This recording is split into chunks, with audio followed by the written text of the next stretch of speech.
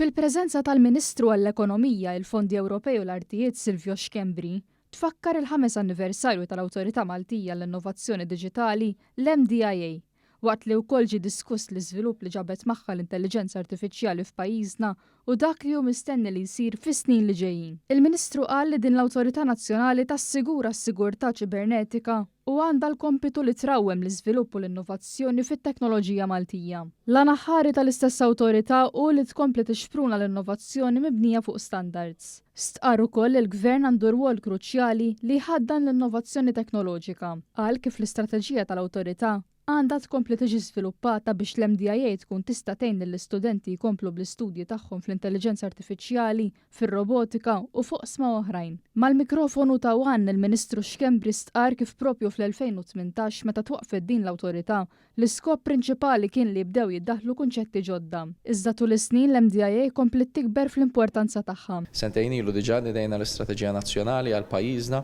issa din is-sena d-dieħla ħankunu qegħdin naraw kif din l-istess strateġija tadatta wkoll ma' regulations ġodda fuq livell Ewropew, però sabiex naraw ukoll kif anke ġewwa pajjiżna nkomplu navvanzaw fl-aspett ekonomiku dak li għandu x'jaqsam mal-aspett diġitali.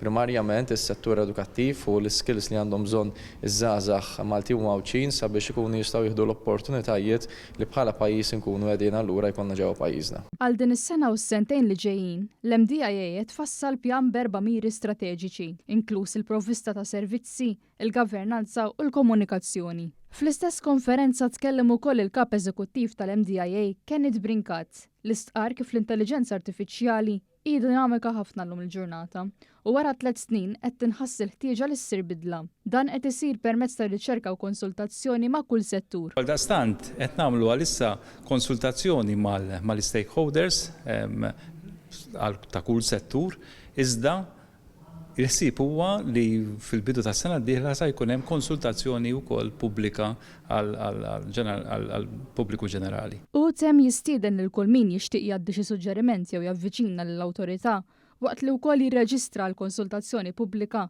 li se ssir nhar it-3 5 ta' Diċembru.